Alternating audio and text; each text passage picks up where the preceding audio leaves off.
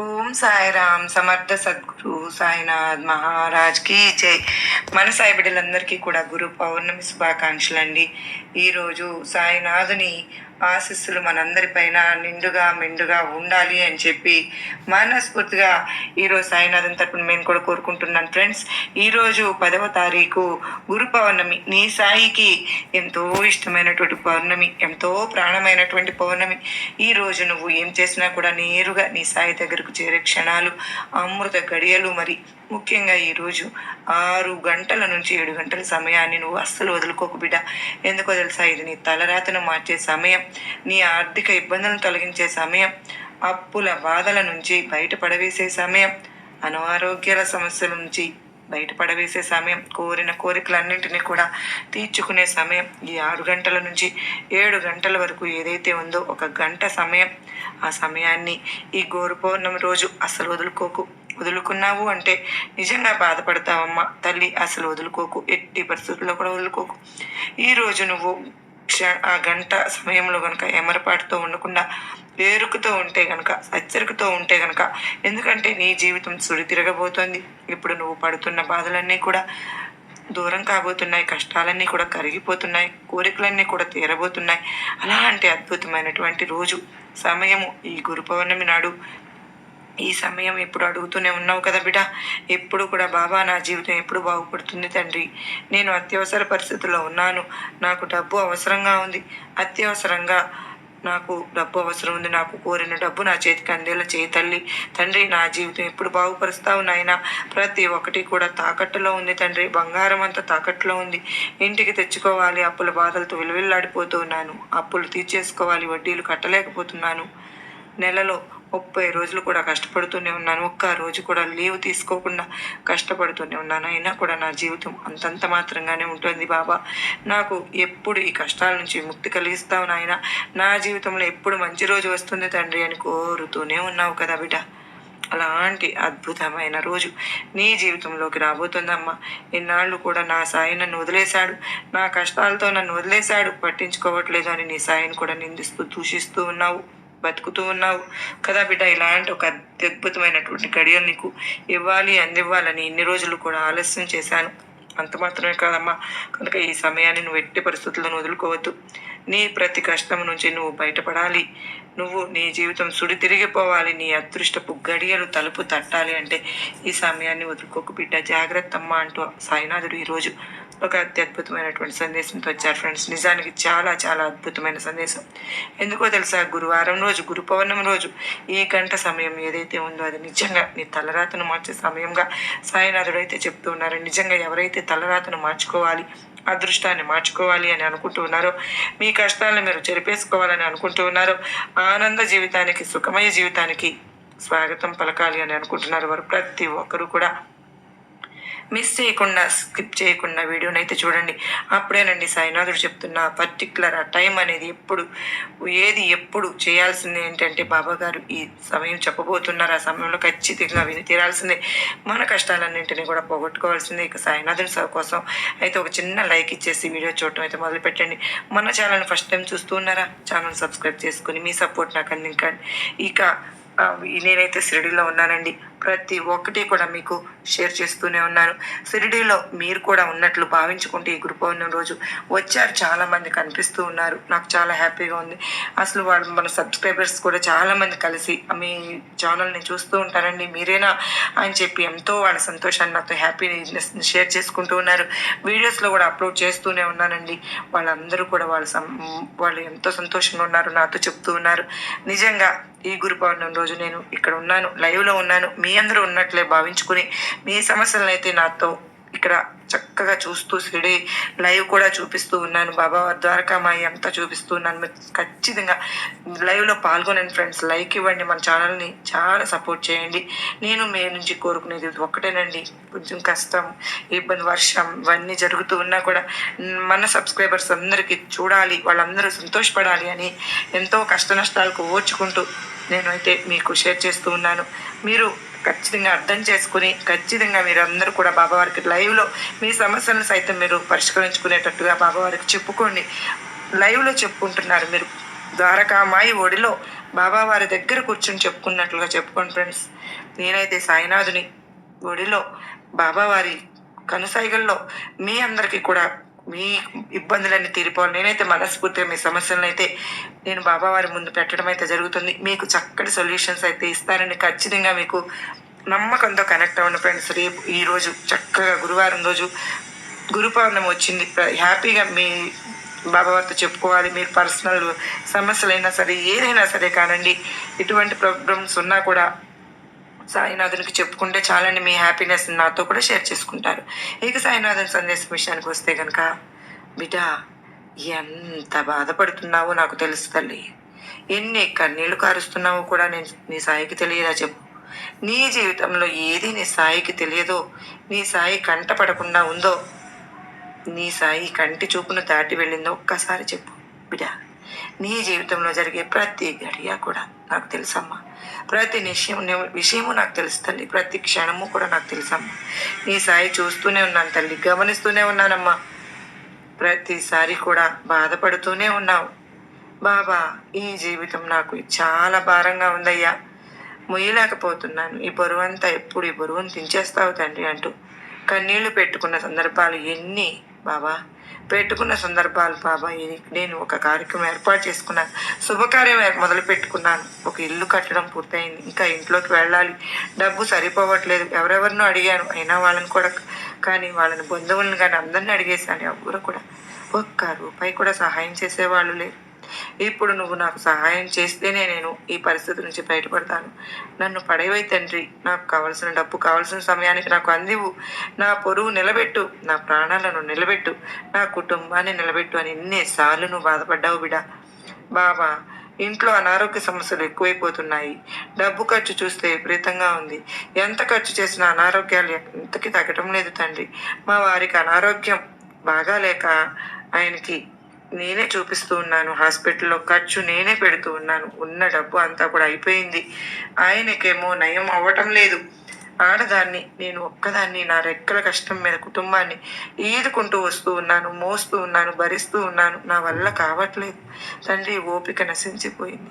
అప్పుల పాలు అయిపోయాను.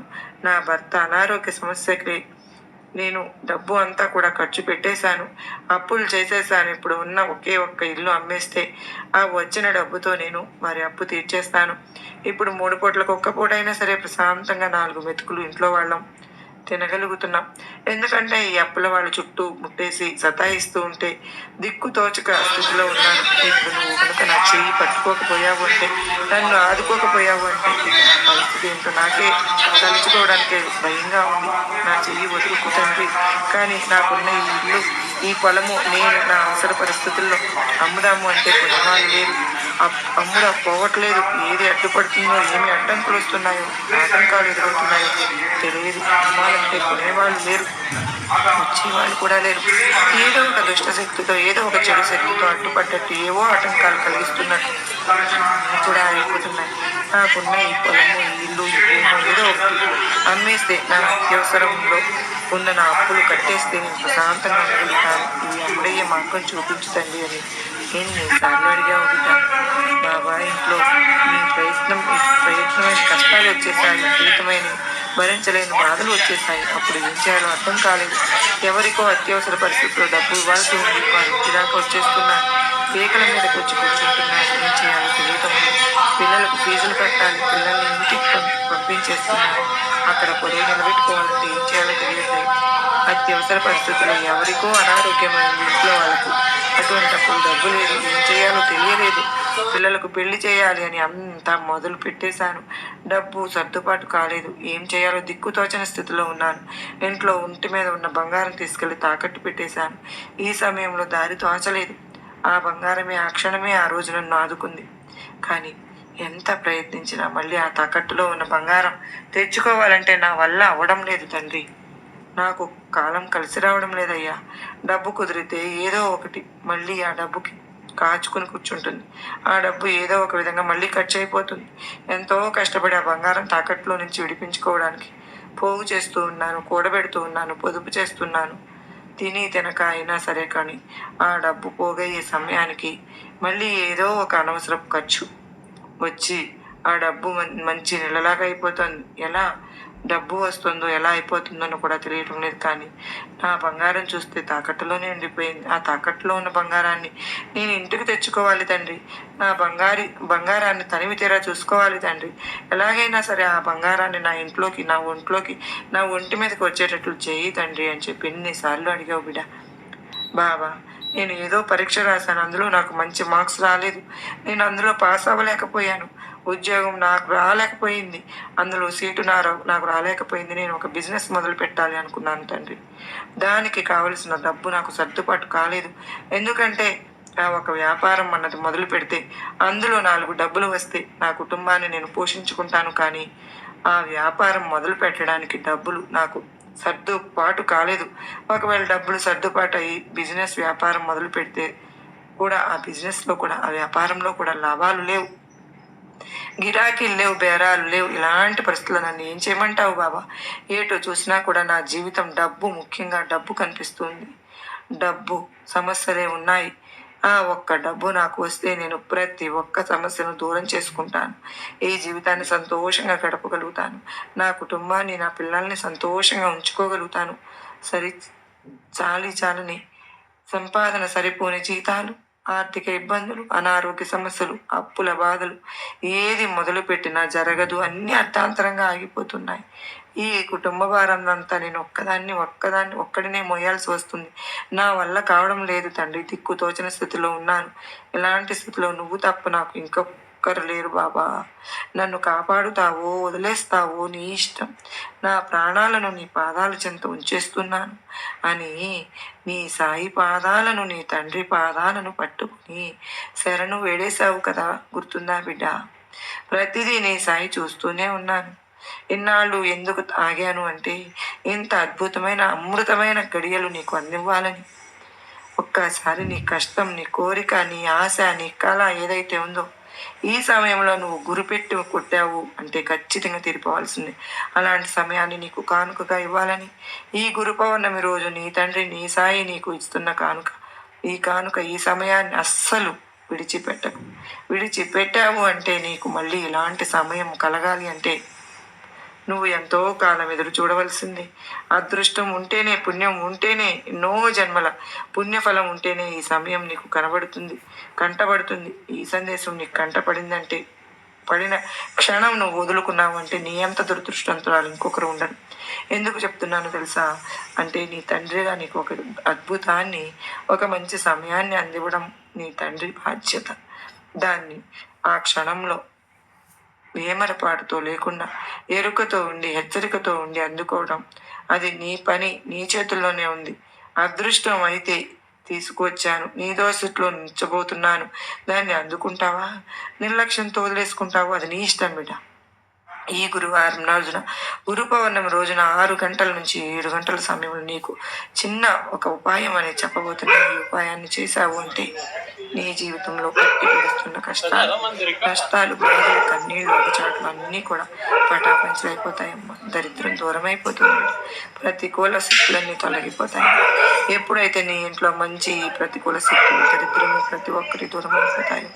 దైవశక్తి నీ ఇంట్లో కలుగుతుంది. దైవశక్తి ఎక్కడ ఉంటే అక్కడంతా శుభమే. అక్కడంతా కూడా దైవశక్తి నిండిపోయి ఉంటుంది. ఆ ఇంట్లో ఆరోగ్యం ఉంటుంది, ఐశ్వర్యం ఉంటుంది, డబ్బు ఉంటుంది, సంతోషాలు ఉంటాయి, పేరు ఉంటుంది, ప్రతిష్ట ఉంటుంది, ప్రతి ఒక్కటి కూడా ఉంటాయి. మరి నీ ఇంట్లోకి దైవశక్తిని నువ్వు నడిపించుకుంటూ తీసుకోవాలి అంటే ఈ చిన్న పని నువ్వు చేయాల్సిందే. అదేంటో తెలుసా? గురువారం రోజు జూలై 10వ తారీఖు, ఈరోజు గురువారం రోజున గురుహోర వస్తుంది. అదేంటో తెలుసా తల్లి? జూలై 10వ తారీఖు ఈరోజే గురువారం, గురు పౌర్ణమి, అత్యంత శుభ గడియలు, నీ తండ్రికి ఎంతో ఇష్టమైన గడియలు. ఈ సమయంలో ఏ రోజులో నువ్వు ఏది కోరినా, ఏది చేసినా నీ సాయి స్వీకరిస్తాను. నువ్వు ఎంత చిన్న పూజ చేసినా, ఎంత ఒక చిన్న పిలుపు పిలిచినా, ఒక చిన్న ప్రమాదం పెట్టినా సంతోషంగా ఉప్పొంగిపోతాను. తనే స్వయంగా స్వీకరిస్తాను నీ తండ్రి దగ్గర ఉండి. ఎందుకంటే తన బిడ్డల యోగక్షేమాలు తెలుసుకోవడానికి, కష్ట సుఖాలు తెలుసుకోవడానికి నీ తండ్రి, నీ సాయి ప్రతి ఒక్క ఇంట్లోనూ కూడా తిరుగుతూను, ఈరోజు ప్రతి ఒక్క ఇంట్లోనూ ఉంటాను. ఆ సమయంలో నువ్వు ఏం చేసినా నీ సాయి స్వీకరిస్తాను. వెంటనే తీరిపోతుంది. అందులో మరి ముఖ్యంగా ఈ గురు పౌర్ణమి రోజున గురువారం రోజు ఉదయాన్నే 6 గంటల సమయం నుంచి 7 గంటలు ఏ సమయంలో నువ్వు ఈ ఒక్క పని చేసుకున్నావో ఈ సమయాన్ని నువ్వు వదులుకోవద్దు. ఇవి నీ జీవితానికి అదృష్టపు గడియలు, నీ జీవితాన్ని తిరగరాసే గడియలు, నీ జీవితాన్ని సుడి తిప్పబోయే గడియలు. నీ జీవితంలో ఉన్న ప్రతి కష్టము, నష్టము, దరిద్రము, ప్రతికూల శక్తులను తరిమి కొట్టేటటువంటి సమయం. నీ జీవితంలో కాసుల వర్షం కురిపించే సమయం, ఆరోగ్యాలు, ఐశ్వర్యాలను ప్రసాదించే సమయం. ఈ సమయాన్ని అస్సలు వదులుకోకు బిడ్డ. ఈ సమయంలో నువ్వు ఏం చేయాలి అంటే ముందు రోజే ఇంటిని మొత్తంగా శుభ్రంగా చేసుకుని, ఇల్లు శుభ్రంగా ఉంచుకుని, ఉదయాన్నే లేచి తలార స్నానం చేసుకుని, దీపారాధన చేసేసుకుని, ఇంట్లో దీపం వేసుకుని, ఆ తరువాత ఒక మట్టి ప్రమిద తీసుకో, లేదా ఒక ప్లేట్ తీసుకో. అందులో రాళ్ళ ఉప్పు వేసి పల్చగా దాన్ని నెరుపు, అలా పల్చగా ఆ నెరిపిన రాళ్ళ ఉప్పు ఏదైతే ఉందో ఆ ఉప్పు మీద నీ కుడి చేతి ఉంగరపు వేలితో నువ్వు ఏం చేయాలో తెలుసా బిడ్డ? నీకు ఎంత అప్పు అయితే ఉందో ఆ అప్పుకు సంబంధించినటువంటి ఆ డబ్బు, నీకు లక్షల అప్పు ఉందా, 5 లక్షల అప్పు ఉందా, దాన్ని అక్కడ రాసుకో. లేదు నువ్వు ఇంట్లో ఒక శుభకార్యం మొదలు పెట్టేశావు, డబ్బులు నీకు ఆ సమయానికి సర్దుబాటు కాలేదు, ఇస్తామన్న వాళ్ళు ఇస్తాము అన్నారు, కానీ నీ దగ్గర ఉన్నదే సరిపోవట్లేదు. ఇక నీకు ఆ శుభకార్యానికి, పెళ్ళికో, గృహప్రవేశానికో, ఇంకా ఏదో ఒక కార్యానికో, పిల్లల చదువులకో నీకు ఇంత డబ్బు అన్నది అవసరం పడుతుంది. ఆ డబ్బు ఎంత నీకు నిజంగా అవసరమైనది, ధర్మబద్ధమైనది, అత్యాశకు పోకుండా నీకు ఎంత అవసరమైతే ఉందో ఎంత డబ్బు అయితే ఉంటే నువ్వు కష్టాల నుంచి, బాధల నుంచి బయటపడతావో అంత డబ్బు అక్కడ రాసుకో. ఆ రాళ్ళ ఉప్పు మీద నీ కుడి చేతి ఉంగరపు వేళ్లతో అంత డబ్బు రాయి. తాకట్టులో ఉన్న బంగారం ఇంటికి రావాలి అంటే నీకు దానికోసం ఎంత డబ్బు కావాలో ఆ డబ్బు రాయి. నీ ఇల్లు అమ్ముడవ్వాలి అంటే ఇల్లు అమ్ముడైపోవాలి అని ఆ ఉప్పు మీద రాయి. నీకు ఏ కోరిక అయితే ఉందో ఆ కోరికను ఆ రాళ్ళ ఉప్పు మీద చక్కగా నీ కుడి చేతి ఉంగరపు వేలుతో రాయమ్మా. అలా రాసిన తర్వాత ఈ ఒక్క అద్భుతమైనటువంటి మంత్రాన్ని, అద్భుతాలకే అద్భుతాన్ని చేసే మంత్రాన్ని, నీ సాయినామాన్ని ఒక్క 58 సార్లు కానీ 108 సార్లు కానీ నువ్వు చెప్పుకోవాల్సి ఉంటుంది బిడ్డ. అదేంటి అంటే కనుక ఓం శ్రీ సాయి ధన మాంగళ్య ప్రదాయ నమ, ఓం శ్రీ సాయి ధన మాంగళ్య ప్రదాయ నమ. ఈ నామాన్ని 58 సార్లు కానీ 108 సార్లు కానీ ఖచ్చితంగా చెప్పుకొని నీ బాధ చెప్పుకో, నీ కోరిక చెప్పుకో. మళ్ళీ ఒకసారి గట్టిగా సంకల్పం చేసుకో, తండ్రి నాకు ఇంత డబ్బు కావాలయ్యా, నాకు ఈ వస్తువు నా ఇంటికి రావాలి తండ్రి, తాకట్టులో ఉన్న బంగారం ఇంటికి రావాలి, భూములు ఇంటికి రావాలి, నేను నా అత్యవసర పరిస్థితుల్లో ఇల్లు అమ్మాలనుకుంటున్నా, భూములు అమ్మాలనుకుంటున్నాను, అవి ఎవరు కొనేవాళ్ళు లేరు, అమ్ముడు అవ్వట్లేదు అని, అమ్ముడు అవ్వాలి. నీకు ఏది ఉందో డబ్బు పరమైనటువంటి కోరిక, సమస్య, బాధ, దాన్ని చెప్పుకో, సంకల్పం చెప్పుకో. ఇలా చెప్పుకున్న తర్వాత ఈ ఉప్పు ప్లేట్లో ఏదైతే ఉందో అది అలా ఉంచేసి, ఈ గురువారం రోజు చేస్తే నువ్వు శుక్రవారం దాకా అలా ఉంచేసి, శుక్రవారం రోజు మళ్ళీ చక్కగా స్నానం చేసి దీపారాధన చేసుకుని దాన్ని తీసేసి ఎవరు తొక్కని చోట వేయి, లేదా నీళ్ళల్లో కలిపేసి ఎక్కువగా ఎక్కడైనా తొక్కని చోట వేసే. ఇలా చేసాము అంటే నీ జీవితంలోని దరిద్రం మొత్తం పోతుంది, ఆర్థిక ఇబ్బందులన్నీ తొలగిపోతాయి, కష్టాలన్నీ తొలగిపోతాయి, అప్పుల బాధలన్నీ తొలగిపోయి బయటపడిపోతావు. తాకట్లో ఉన్న బంగారం, ఇల్లు, పొలాలు ఇంటికి వచ్చేస్తాయి. అలాగే నువ్వు చేయాలి అనుకున్న, అమ్మేయాలి అనుకున్నవి అమ్ముడవుతాయి. అంతేకాదు బిడ్డ, నీ జీవితంలో అనారోగ్య సమస్యలు తొలగిపోతాయమ్మా. మానసిక ప్రశాంతత వస్తుంది తల్లి, అన్యోన్యత ఉంటుంది, ఇంట్లో ఒక అనుకూల శక్తి ఉంటుంది, దైవిక శక్తులు ఉంటాయి. నీ సాయి నీతోనే, నీ ఇంట్లోనే, నీ తోడుగా, నీ నీడగా, నీ రక్షగా ఎప్పుడు కూడా ఉంటాను. ఎట్టి పరిస్థితుల్లో కూడా ఈ గురు పౌర్ణమి రోజు, ఈ గురువారం రోజున ఈ 6 గంటల నుంచి 7 గంటల సమయాన్ని వదులుకోకు బిడ్డ. అస్సలు ఇలా చెయ్యి, నీ జీవితం మారిపోతుంది. ఇక బాబా నాకు ఆ సమయంలో నేను చేయలేకపోయాను, అప్పుడు ఏం చేయాలి అంటే సాయంత్రం మళ్ళీ 6 గంటల నుంచి 7 గంటల లోపు నువ్వు ఇలా చేసుకోవచ్చు తల్లి. నీ జీవితంలో ఎప్పుడు కూడా నువ్వు బాగుండాలని ఈ సాయి కోరిక. నీకు ఆశీర్వాదం ఇస్తున్నాను బిడ్డ అంటూ ఈరోజు సాయినాథుడు ఒక అత్యద్భుతమైన సందేశంతో మన ముందుకు వచ్చారు కదా ఫ్రెండ్స్. ఈ వీడియో మీ అందరికీ గొప్ప నమ్మకాన్ని, ధైర్యాన్ని కలిగించింది కదా.